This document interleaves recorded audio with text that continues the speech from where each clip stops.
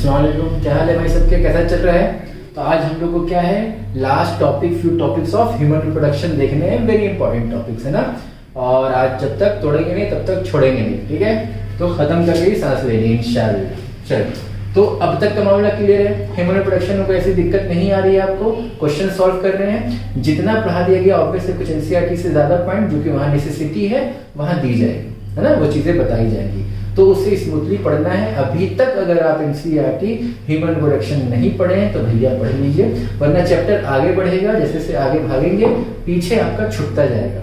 फिर वो आज जो आपको लग रहा है कंप्लीट हो गया है, समझ में आया है, अच्छा बताया गया है, जो आप अच्छे से आज कमेंट कर रहे हैं, कुछ लोगों के कमेंट आए, मुझे बहुत सारे कमेंट्स आए, है ना, डाउट्स आ रहे हैं, तो काफी अच्छा लगता है ये जान के कि आप जब किसी चीज पे मेहनत करते हैं तो लोग उसके बारे में कह रहे हैं, आपके स्टूडेंट, आपके दोस्त यार, आप अहबाब उसके बारे में कह रहे हैं तो अच्छा लगता है। बट अल्टीमेट क्या है, रिजल्ट आना चाहिए उसका, है ना। तो रिजल्ट कब आएगा, जब यही प्रोसेशन, यही जज्बे के साथ आप रोज आगे बढ़ेंगे, रोज कदम बढ़ाएंगे, तब मामला बनता है। एक दिन की बात नहीं है ना। चलिए, तो ह्यूमन रिप्रोडक्शन में प्रीवियस क्लास में हम प्लासेंटा देख रहे थे ना, प्लासेंटा फॉर्मेशन देख रहे थे, उसके types on the basis of connection between maternal and fetal देख रहे थे। फीटल पार्ट को क्या बोल रहे थे सर, फीटल पार्ट को हम कह रहे थे कोरियन एंड मैटरनल पार्ट को डेसिडुअस बोल रहे थे। उस बेसिस पे हमने देखा डेसिडुआ, बेसालिस, पेरिटैलिस एंड कैप्सुलरिस, है ना, ये हमने कनेक्शन देखे थे। अब हम क्या देखेंगे कि सर टाइप्स क्या होंगे। हम जानते हैं कि नाम हमने सुना होगा, प्लासेंटा के 4 लेयर्स बनते हैं, एमनियन बनता है, कोरियन बनता है, ठीक है, एलेंटॉइड्स बनता है, यॉर्क सैक बनता है। ये 4 लेयर प्लासेंटा के फॉर्म होते हैं। उससे पहले अगर हम प्लासेंटा का हिस्टोलॉजी देखेंगे, उसका स्ट्रक्चर देखेंगे, तो उसमें कनेक्शन कैसा है। सर आपने तो बता दिया कि सर डेसिडुआ बेसालिस है, वो एक कनेक्शन है, बेस पे है तो बेसालिस, कैप्सुलर स्ट्रक्चर है कैप्सुलरिस, दूर है तो आपका पेरिटैलिस। लेकिन उसका टीएस देखेंगे, हिस्टोलॉजी देखेंगे, कनेक्टिव टिश्यू कैसे हैं, ब्लड वेसल कहाँ से आके मिल रहे हैं, मदर से कैसे ब्लड वेसल मदर का किस में जा रहा है, फीटल में जा रहा है, इसको हम क्या कहते हैं, हिस्टोलॉजी कहते हैं। तो आज आई थिंक 9 है ना, ह्यूमन रिप्रोडक्शन 9। हमें क्या देखना है, histology of placenta, histology of placenta देखना, ठीक, यानी on the basis of structure placenta के कितने टाइप्स हैं। तो पहले अगर हम देखेंगे, सबसे पहले देखते हैं क्या होगा सर, कि सर एक प्लासेंटल लेयर होगा, यहाँ पे कनेक्टिव टिश्यू होंगे और ब्लड वेसल्स होंगे। यहाँ पे क्या हो गए, ब्लड वेसल्स। ऑब्वियस से ब्लड वेसल्स कहाँ होता है, इनसाइड वेरी। तो अगर हम इस पोर्शन को आउटसाइड मान रहे हैं तो ये वाला क्या होगा, इनसाइड होगा। हम इसको आउटसाइड मान रहे हैं तो जैसे से जाएंगे हम कहाँ जाएंगे, इनसाइड जाएंगे। ब्लड वेसल सबसे इनसाइड होगा। ब्लड वेसल के बीच में क्या होता है, कनेक्टिव टिश्यूज होते हैं। तो सर ये क्या हो गए, कनेक्टिव टिश्यूज हो गए। अब उसके बाद क्या होगा, हमने देखा था कोरियन लेयर होता है ना, इसका अपना लेयर होगा, बच्चे का अपना लेयर होगा, जिसको हम क्या बोलेंगे, कोरियन। फीटल पार्ट को क्या बोलते हैं, कोरियन। ये क्या हो गया, कनेक्टिव टिश्यू के ब्लड वेसल। तो अगर हम इसको आउटर माने तो ये इनर हो गया, तो ब्लड वेसल तो इनर होने चाहिए। क्लियर है, पक्की बात, ठीक है सर। अब यहाँ क्या शुरू होगा, अब यहाँ किसका मामला शुरू होगा, तो सर यहाँ मामला शुरू होगा मैटरनल का। जब फीटस हो गया तो किसका बात शुरू होगी, मैटरनल का। मैटरनल का ऑर्डर ये हो गया, इसे हम क्या बोलते हैं, ठीक, डेसिडुआ। और ये कौन सा लाइन होगा, एंडोमेट्रियम, क्योंकि यूटेरस कहाँ अटैच होगा, 3 लेयर था, पेरीमेट्रियम, मायोमेट्रियम, एंडोमेट्रियम। एंडोमेट्रियम से अटैच होगा क्योंकि यूटेरस में है। क्लियर है, वहीं पे फॉर्मेशन हो रहा है प्लासेंटा का। तो ये अगर एंडोमेट्रियम है, फिर यहाँ क्या होगा सर, ब्लड वेसल्स होंगे, होगा ना भाई, कनेक्टिव टिश्यूज होंगे। फिर यहाँ पे क्या होगा, ब्लड वेसल होगा। ये हो गया ब्लड वेसल। अब इधर से हम देख रहे हैं, इसका इनसाइड ये है, उसका इनसाइड ये है, दोनों का कनेक्शन ऐसे जा रहा है, इस तरह से कनेक्शन है। तो इसका इनसाइड ये हुआ, इसका इनसाइड ये हुआ, इसलिए अपोजिट पोल पे हमें दिखेंगे, वरना पता चला दोनों के ब्लड वेसल तो यहाँ आ गए। ठीक है, यहाँ पे कोई दिक्कत नहीं। तो ये हो गया ब्लड वेसल मैटरनल का, ये हो गया फीटल का। कनेक्टिव टिश्यू कोरियन लेयर, ये इसका एंडोमेट्रियम। तो टोटल कितने लेयर हो गए sir? 1 2 3 4 5 6 layer. Between placenta, between maternal and fetal कितने लेयर हैं? 6 लेयर्स। 6 लेयर। इसे हम क्या बोलेंगे? दोनों अलग अलग हैं, that is epitheliochorial. Chorial term क्यों आ रहा है? कोरियन से आ रहा है, क्योंकि बात प्लासेंटा फॉर्मेशन की हो रही है, तो कोरियन से आ रहा है ना। तो कोरियन से chorial. Epithelio, epithelial cell. Clear है? अब सर देखिए, अगर ये चीज आप समझ गए ना, तो आगे का मामला बहुत आसान होने वाला है। कैसे? इसके एग्जांपल हॉर्स, एस वगैरह है, ठीक है। अब देखो, अब हमें क्या करना है कि सर हमें मिलाना है इन दोनों को। इन दोनों को मिलाने के लिए सबसे पहले वाला बैरियर कौन है?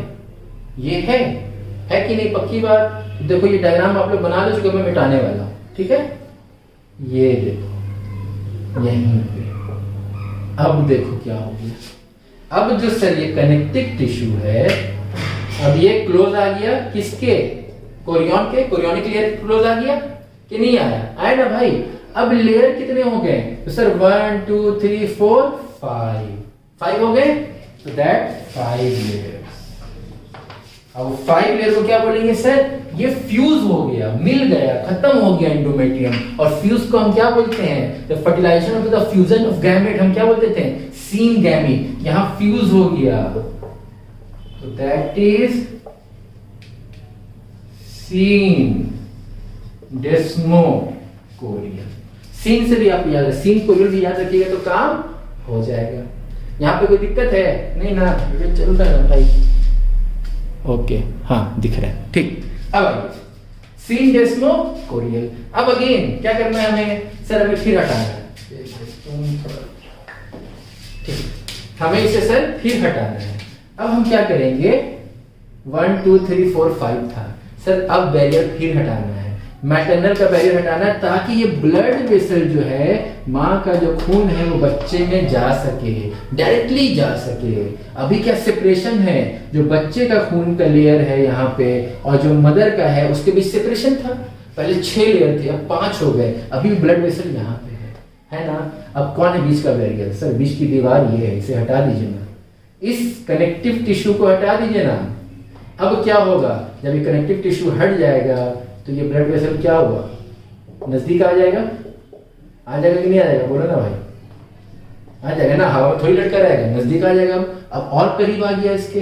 अब लेयर कितने हैं? 1 2 3 4। तो लेयर कितने हो गए सर? 4 लेयर हो गए। अब क्या हुआ? इनसाइड जा रहा है, सट गया है। इसका जो इनर लेयर था, मैटरनल का जो इनर लेयर था, अब वो कोरियन के पास चला गया है। तो अब क्या हो जाएगा? अलग अलग था तो एपिथेलियो, अंदर आ गया एंडोथेलियो। आसान है मामला कि नहीं है ना?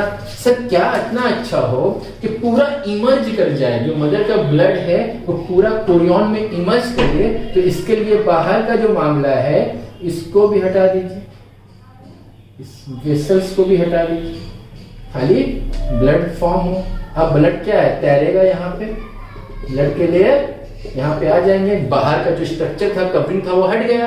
तो अब क्या हुआ? ब्लड पूरी तरह से क्या हुआ? कोरियोनिक लेयर में बहेगा कि नहीं बहेगा? इमर्ज कर जाएगा कि नहीं? करेगा ना। तो इमर्ज करके तो कितने लेयर हो गए? अब इसके पास कोई लेयर बचा नहीं। तो 1 2 3 कितने लेयर हो गए? 3 लेयर हो गए।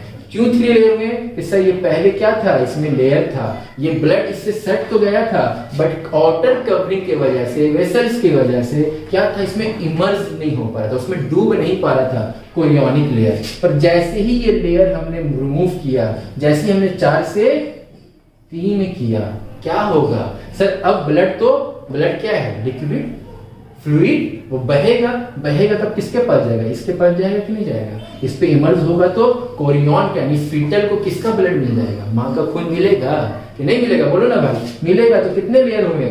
3 लेयर हो गए। अब खून मिल रहा है तो क्या हो गया? ब्लड को क्या बोलते हैं? Haemo, that is haemochorial. And this haemochorial is the example of human. हमारे इसमें क्या होता है? हेमोकोरियल होता है। क्लियर है? 3 लेयर होते हैं। तो ये क्या था? प्लासेंटा का type on the basis of histology. Clear है? लिख लीजिए।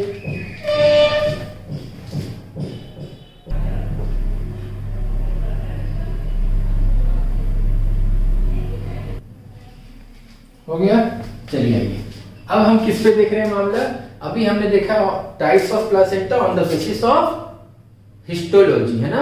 अब मैंने आपको बताया था अभी क्लास शुरू होते में क्या था, 4 तरह के प्लासेंटल लेयर फॉर्म होते हैं। कौन कौन से? Allantois, amnion, yolk sac, chorion. कितने लेयर? 4 लेयर हो गए।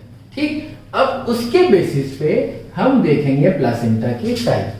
कि सर एक प्लासेंटा होता है जिसे हम कहते हैं यॉर्क सैक प्लासेंटा। कौन सा प्लासेंटा? York sac placenta. क्या करता है ये?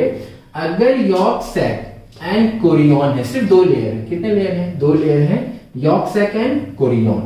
तो उसे हम क्या बोलेंगे? यॉर्क सैक प्लासेंटा बोलेंगे। कोरियन लेयर क्यों नहीं बोलेंगे वो अभी आगे पता चलेगा। एलेंटॉइक प्लासेंटा। अब देखो, यॉर्क सैक में यॉर्क सैक था और कोरियन था, तो आप आराम से बता सकते हैं कि एलेंटॉइक प्लासेंटा में क्या होगा सर? एलेंटॉइस होगा एंड कोरियन होगा। पक्की बात है? हटा दूं, बता दूं, देखो ना, एलेंटॉइस एंड कोरियन, उसे हम क्या बोले? एलेंटॉइक प्लासेंटा। अब आता है आपका जो पहला डाउट था, कोरियोनिक प्लासेंटा क्या है? सिर्फ कोरियन होगा। अगर सिर्फ कोरियन है तो कोरियन का नाम लिया जाएगा, वरना कोरियन का नाम नहीं लिया जाएगा। क्यों? जैसे आप फैक्टर को कॉमन ले लेते हैं ना मैथ में, फिजिक्स में, वैसे यहां कॉमन ले लिया गया। क्या कि सर हमने 3 टाइप के प्लासेंटा देखे, तीनों टाइप में एक कॉमन दिखा हमें। क्या दिखा? कोरियन। यहां भी कोरियन है, यहां भी कोरियन है, यहां भी कोरियन है, इसलिए उसे कॉमन ले लिया गया है। तो अब जो बेसिस दिया गया है नेमिंग का, किस बेसिस पे? कोरियन के अलावा क्या है? तो आपको मान के चलना कोरियन तो हर जगह मिलेगा, उसके अलावा क्या मिलेगा? यॉर्क सैक मिलेगा तो यॉर्क सैक प्लासेंटा, एलेंटॉइस मिलेगा, एलेंटॉइक प्लासेंटा, सिर्फ कोरियन मिलेगा, कोरियोनिक प्लासेंटा। तो यहाँ 3 लेयर के नाम आ रहे हैं, है ना। मैंने एक चौथा लेयर बोला था, कौन फॉर्म होता है? मैं यहां लिख देता हूं, यहां दिखेगा, एमनियन होता है। 4th लेयर कौन सा है? एमनियन है प्लासेंटा। हम उसके फंक्शन को भी देखेंगे। तो yolk sac, chorion, allantois, amnion 4 layer है, जिसमें कोरियन हर टाइप के प्लासेंटा में प्रेजेंट है।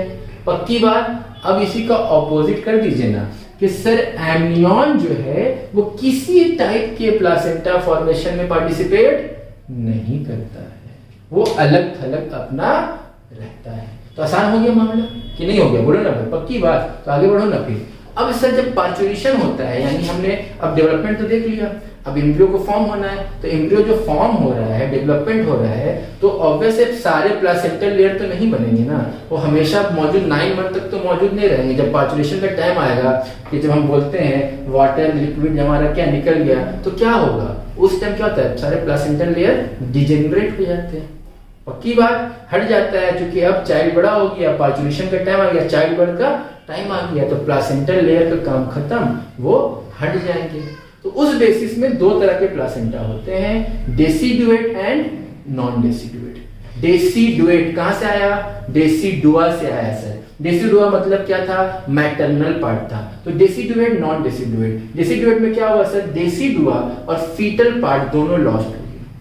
दोनों जब फीटल फॉर्म हो गया, एम्ब्रियो से फीटल फॉर्म हो गया। एम्ब्रियो किसको बोलते हैं? जब डेवलपमेंट हो रहा है, ऑर्गन बन रहे हैं, डेवलपमेंट हो रहा है, लाइक 5 to 6 मंथ, सब कुछ डेवलप। सबसे लास्ट में क्या डेवलप होता है? हेयर डेवलप होते हैं। इसलिए जब मौत के बाद सबसे लास्ट में डिजेनरेट भी क्या होगा? हेयर डिजेनरेट होगा। तो 5-6 मंथ तक सब कुछ बच्चे का डेवलप हो जाता है। तो उसके बाद उसे एम्ब्रियो नहीं कहते हैं, क्या कहते हैं? फीटस कहते हैं या फीटल कहते हैं। क्लियर है? तो फीटल पार्ट खत्म, क्योंकि अब सब कुछ बन गया, वेल डेवलप हो गया। ह्यूमन में ऐसा ही होता है।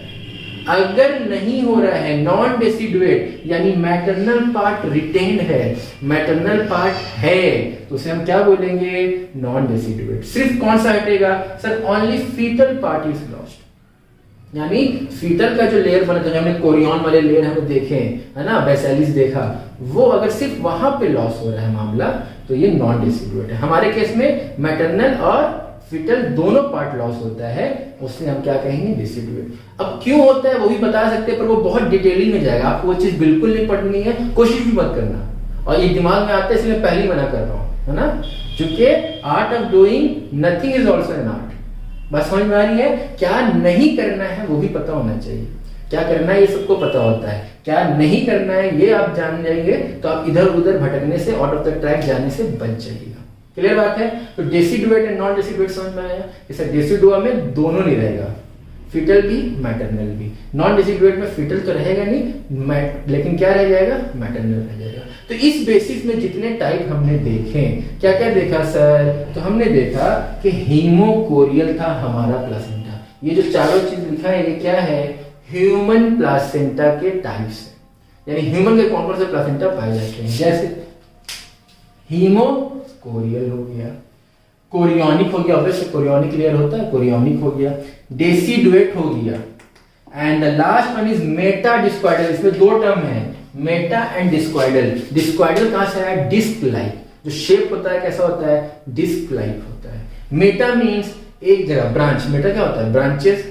तो एक जगह जाके कोई ब्रांच निकले, यानी क्या होता है, जब विलाई होता है, फॉर्मेशन होता है प्लासेंटल लेयर में फीटस का, तो यूनिफॉर्मली वो हर जगह डिस्ट्रीब्यूटेड होता है ना, different different layer uniformly distributed है। लेकिन लास्ट टाइम में क्या होता है, वो सारे एक जगह आके जमा हो जाते हैं, तो उसको हम क्या बोल देते हैं, मेटा डिस्क्वाइडल बोल देते हैं।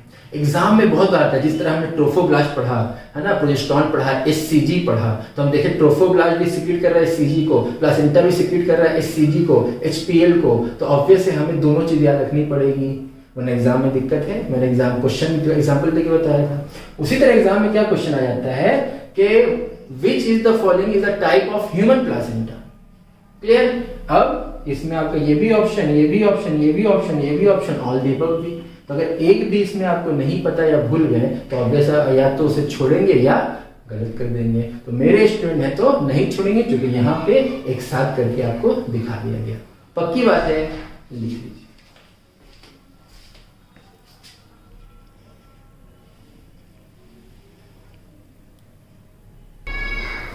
हो गया। चलिए आइए, अब हम क्या देखने वाले हैं, सर हमारा प्लासेंटल लेयर फॉर्म हो गया, सब कुछ फॉर्म हो गया, अब हमें क्या देखना है,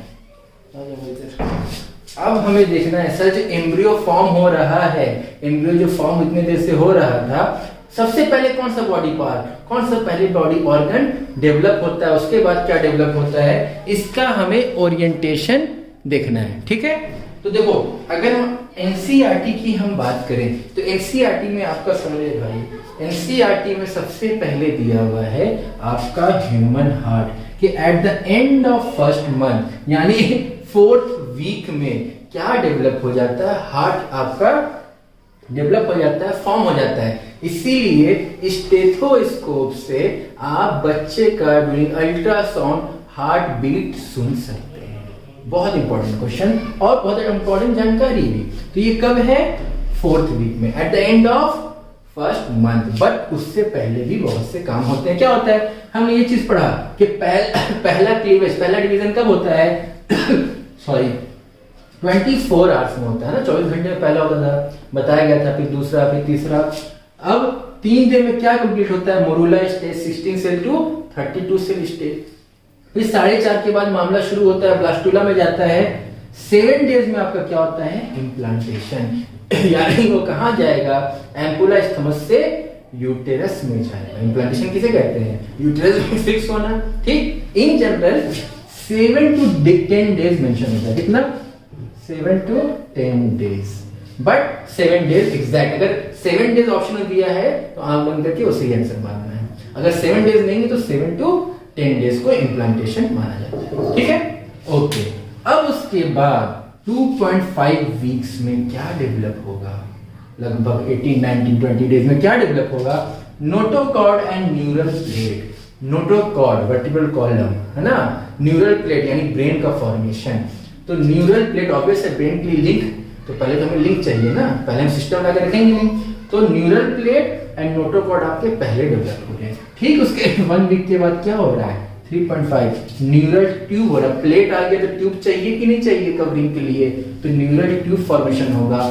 रेस्पिरेटरी सिस्टम, थायराइड ग्लैंड ये सब चीजें क्या होंगी आपके फॉर्मेशन में आएगा कब 3.5 वीक। उसी से कुछ दिन के बाद एंड ऑफ फर्स्ट मंथ आपका हार्ट फॉर्म होगा और आप स्टेथोस्कोप से बच्चे का हार्ट बीट सुन सकते हैं। पक्की बात, ठीक है। अब आइए मामला end of second month, first month तक का मामला क्लियर है। सेकंड मंथ में क्या होगा, limbs and digits are form. जब ये फॉर्म होते हैं ना, आपस में सटे होते हैं, फिर सेल डिवीजन होता है तो ये फिर अलग होते हैं, वरना आपके किसकी तरह होते हैं, फ्रॉक की तरह सटे होते हैं, फिर ये अलग होता है। तो पहले क्या होता है, लिम्स एंड डिजिट्स फॉर्म होंगे। कब होगा, हार्ट बना, अब लिम्स एंड डिजिट बनेगा। दिल धड़कने को है, अब मुझे पैर हाथ दो, तो पैर हाथ मिलेगा आपको सेकंड मंथ में। फिर फर्स्ट ट्राइमेस्टर, ट्राइमेस्टर मतलब थर्ड मंथ, ट्राइमेस्टर मतलब थर्ड मंथ, ट्राई मींस 3, तो थर्ड मंथ में फर्स्ट ट्राइमेस्टर पहला तीसरा मंथ है ना, यानी 3 मंथ करके डिवीजन होगा। 9 मंथ का पार्चुरेशन होता है, पीरियड होता है 9 मंथ का, गेस्टेशन पीरियड बोलते हैं जिसे। जो 9 मंथ बच्चा माँ के कोख में रहता है उस पीरियड को हम क्या बोलते हैं, जेस्टेशन पीरियड बोलते हैं। क्या बोलते हैं, जेस्टेशन पीरियड। ठीक है, पक्की बात। तो दिस इज जेस्टेशन पीरियड। तो जेस्टेशन पीरियड 3 पार्ट में डिवाइड है, first trimester, second trimester, third trimester. First trimester मतलब पहला 3 मंथ, सेकंड ट्राइमेस्टर दूसरा 3 मंथ, थर्ड ट्राइमेस्टर दूसरा तीसरा 3 मंथ, तो मिला के 9 मंथ हो गए। तो फर्स्ट ट्राइमेस्टर में क्या होगा, major organ system and external genitalia. External genitalia पूछ मत लेना हमसे, ह्यूमन रिप्रोडक्शन खत्म होने वाला है ना। एक्सटर्नल जेनिटेलिया लाइक पेनिस क्या है, एक्सटर्नल, यानी सेक्स ऑर्गन डेवलप होंगे, सेक्स डिफरेंशिएट हो जाएगा कि ये लड़का है या लड़की है। कब होगा, फर्स्ट ट्राइमेस्टर में। और ये बहुत इंपॉर्टेंट है, नेक्स्ट चैप्टर में हम ये चीज पढ़ने वाले हैं। ठीक है, तो फर्स्ट ट्राइमेस्टर में क्या हो रहा है, major organ system and external genitalia develop हो गया। अब क्या होगा आपका 5th मंथ में, यानी 4th एंड 5th मंथ में फर्स्ट मूवमेंट एंड अपीयरेंस। पहला जो मूवमेंट होता है, लात मारा, बोलते हैं ना लात मारा, मूवी वगैरह में दिखाता है लात मारा, मुझे किक मारा, वो कब होता है, 5th मंथ में होता है। And appearance of hair on head. फिर क्या होगा, सबसे लास्ट में सेकंड ट्राइमेस्टर यानी 6ठे मंथ में क्या होगा, आई लीड्स एंड आई लैशेज, ये सारे क्या होंगे, डेवलप हो जाएंगे, यानी बढ़ने संवरने का काम 6ठे मंथ तक कंप्लीट। अब एम्ब्रियो को हम क्या बोलेंगे, फीटस बोलेंगे। क्या बोलेंगे, फीटस बोलेंगे। क्लियर है मामला, जिसमें सबसे इंपॉर्टेंट आपका ये है, फिर मूवमेंट है एंड दिस है, ये भी इंपॉर्टेंट ही है, पढ़ लो ना। ठीक है, लिखिए।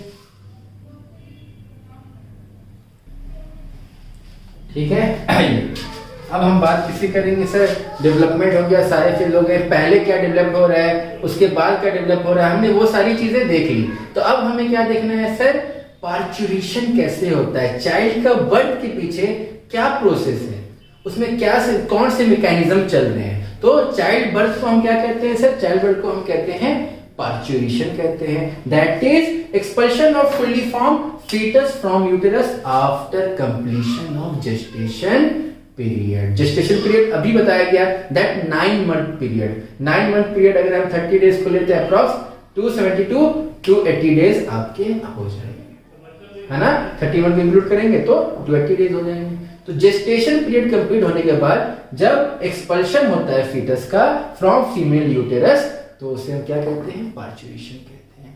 ये न्यूरो मैकेनिज्म है। इसमें क्या होता है, सबसे पहले sir fetal ejection factor release होता है, यानी फीटल को अब इजेक्ट होना है, उसके लिए कुछ फैक्टर रिलीज होंगे, वो एक इंडिकेशन है कि अब टाइम हो गया। क्योंकि एग्जैक्ट 9 मंथ नॉट नेसेसरी, कुछ दिन आगे पीछे भी हो सकता है मामला। तो ये कब पता चल रहा है, जब फीटल इजेक्शन फैक्टर आपका रिलीज हो रहा है, जो आप जाते हैं डॉक्टर के पास, डॉक्टर बोलता है हाँ कल इसका क्या करना होगा, कल ही ऑपरेशन करना होगा या कल बर्थ होगा, क्योंकि वो इस मैकेनिज्म को चेक करते हैं। फिर क्या होगा, माइल्ड यूटेराइन कॉन्ट्रैक्शन। जब फीटल इजेक्शन फैक्टर होता है तो यूटेरस में, फीमेल यूटेरस में थोड़ा सा क्या होता है, कॉन्ट्रैक्शन होने फील होता है, कॉन्ट्रैक्शन होता है। जैसे ही कॉन्ट्रैक्शन होता है वो किसको इनहांस करता है सर, वो ऑक्सीटोसिन को इनहांस करता है। किसको इनहांस करता है, ऑक्सीटोसिन को, जो आपने केमिकल कोऑर्डिनेशन में पढ़ा होगा, नहीं तो हम पढ़ेंगे ही। ऑक्सीटोसिन का काम ही है क्या करना, कॉन्ट्रैक्ट करना। क्या करना, कॉन्ट्रैक्ट। तो यूटेरस को भी कौन कॉन्ट्रैक्ट कर रहा है? ऑक्सीटोसिन कॉन्ट्रैक्ट कर रहा है। तो जब ऑक्सीटोसिन आता है तो माइल्ड कॉन्ट्रैक्शन को और क्या करेगा? इंक्रीज, यानी कॉन्ट्रैक्शन अब क्या होगा? इंक्रीज होगा, ज्यादा कॉन्ट्रैक्ट करेगा, पेन ज्यादा होगा। तो यूट्राइन कॉन्ट्रैक्शन इंक्रीजेज, क्या होगा? जब यूट्राइन कॉन्ट्रैक्शन आपका इंक्रीज करेगा तो सर एक तरफ दब रहा है, लाइक अ बलून होता है ना, तो जब बलून को हम एक साइड से दबाते हैं दूसरा साइड क्या होता है? वाइडर हो जाता है कि नहीं? अगर नीचे दबाएंगे तो ऊपर वाइडर हो जाएगा, दोनों सेम है, इसको दबाएं ये वाइड हो जाएगा। पक्का?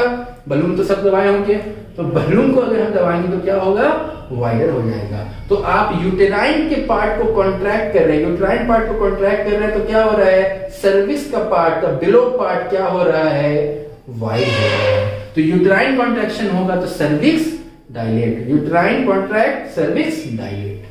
पक्की बात? समझ में आया? तो सर्विक्स डायलेट होगा तो क्या होगा? चाइल्ड यहाँ पे है, आपने यहाँ से यूटेराइन कॉन्ट्रैक्शन कराया, सर्विक्स डायलेट हुआ, अब चाइल्ड यहाँ आ गया, फिर यहाँ डायलेट हुआ, फिर चाइल्ड यहाँ आ गया, तो फिर क्या होगा? आप उसे निकाल सकते हैं, या तो नॉर्मली निकाल सकते हैं या सर्जिकल रिमूवल करना पड़ेगा अकॉर्डिंग टू द कंडीशन। और सर्जिकल रिमूवल ऑफ फीचर्स क्या कहलाता है? सर सिजेरियन, बोलते हैं सिजेरियन हुआ है, यानी सर्जरी से हुआ है। ठीक है, तो सिंपल प्रोसेस है सर, ऑक्सीटोसिन कॉन्ट्रैक्शन को इनहांस करेगा जिससे सर्विक्स डायलेट होगा, चाइल्ड का बर्थ हो जाएगा, और उसी बर्थ को हम क्या कहते हैं? एक्सपल्शन। एक्सपल्शन का निकलना, बाहर जाना। क्लियर है ये प्रोसेस? तो इस प्रोसेस में तीन चीज आए, तीन फेज आए। कौन से फेज आए? सर डायलेशन फेज आया। कौन सा फेज आया? डायलेशन फेज आया। उसमें क्या हुआ कि सर जब डायलेट हो रहा था तो जिस तरह ऑक्सीटोसिन क्या कर रहा है? कॉन्ट्रैक्ट कर रहा है, उसी तरह रिलैक्स भी तो करता होगा ना। ऑक्सीटोसिन यहाँ इसको कॉन्ट्रैक्ट किया, ये रिलैक्स हो रहा है, पर रिलैक्स होने में कोई और साथ दे रहा है, तो सर दे रहा है, कौन दे रहा है? रिलैक्सिन। नाम ही क्या है? रिलैक्सिन। ये सर्विस को क्या करता है? डायलेट करने में हेल्प करता है। पक्की बात? फिर क्या हुआ? एक्सपल्शन फेज हुआ, यानी माइल्ड यूट्राइन कॉन्ट्रैक्शन हुआ तभी तो एक्सपल्शन हो रहा था। यूट्राइन कॉन्ट्रैक्शन अगर इंक्रीज हुआ तभी तो एक्सपल्शन हुआ, और वही माइल्ड यूट्राइन कॉन्ट्रैक्शन को क्या कहते हैं? हम लेबर पेन कहते हैं। सुना होगा, टर्मिनोलॉजी बहुत बार सुनी होगी, लेबर पेन हुआ है ना? क्या होता है? वही लेबर पेन, यानी अब मामला गंभीर है, अब तो आप चाहे सिजेरियन करिए, बर्थ हो उसे हॉस्पिटलाइज कीजिए, अब चाइल्ड बर्थ के लिए रेडी है। That's the indication. पक्की बात? तो ये फेज हो गया, और जब ये फेज आ गया तो ऑब्वियसली चाइल्ड का क्या होने वाला? बर्थ। तो बर्थ के बाद क्या होगा? Loss of placenta. जो हमने पढ़ा डेसिडुएट, नॉन डेसिडुएट, तो प्लासेंटल पार्ट पूरा क्या होगा? खत्म हो जाएगा। इसीलिए हमारा कौन सा पार्ट है? हम क्या है? डेसिडुएट। क्लियर है? बात समझ में आ रही है? पक्की बात? लिख लीजिए।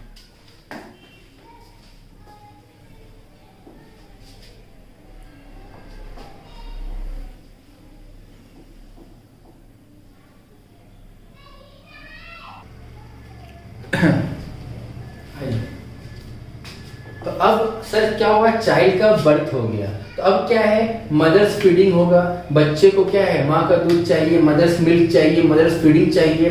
तो उस प्रोसेस को हम क्या कहते हैं? लैक्टेशन कहते हैं। क्या कहते हैं? Lactation. And formation of milk क्या हो जाएगा? लैक्टोजेनेसिस। लैक्टोज का फॉर्मेशन हो रहा है, तो लैक्टोज का फॉर्मेशन इज लैक्टोजेनेसिस। तो उसमें भी आप देखिए किसका काम आएगा? ऑक्सीटोसिन का काम आएगा। क्या आएगा? ऑक्सीटोसिन का काम आएगा। क्यों आएगा?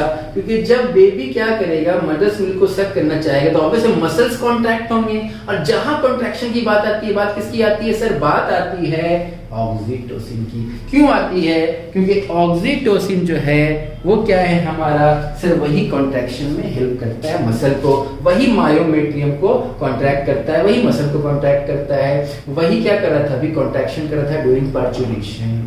ठीक, तो सबसे पहले क्या होगा सर? मिल्क सिक्रीशन होगा, मिल्क का फॉर्मेशन होगा। किससे होगा?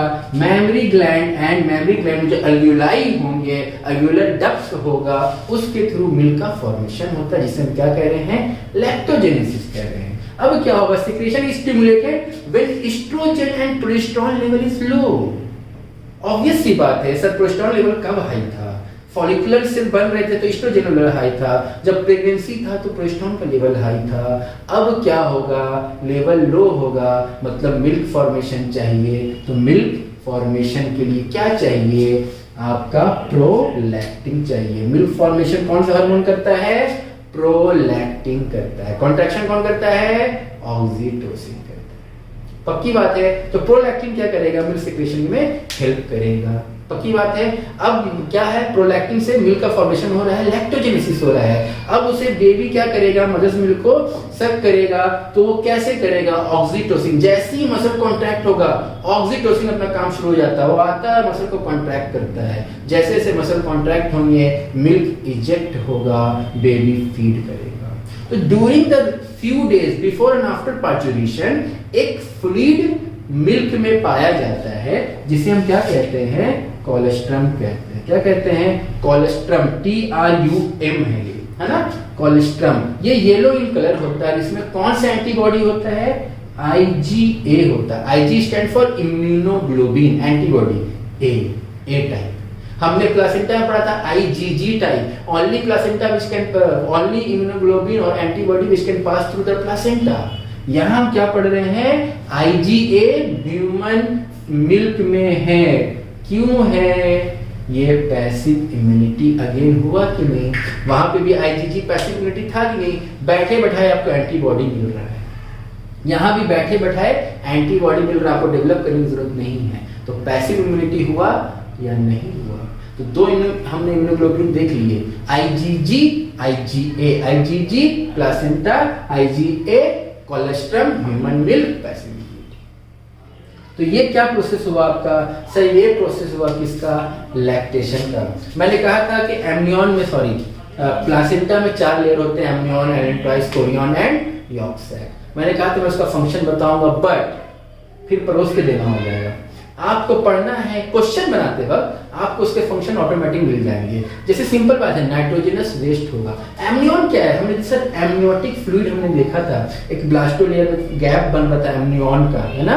वो एमनियन क्या फ्लूइड का काम क्या होता है? चाहे आपके हार्ट में फ्लूइड हो, लंग्स में फ्लूइड हो, उस फ्लूइड का काम क्या है? सर फ्लूइड क्या होता है? शॉक एब्जॉर्बर होता है। क्या होता है? शॉक एब्जॉर्बर होता है। शॉक को क्या करेगा?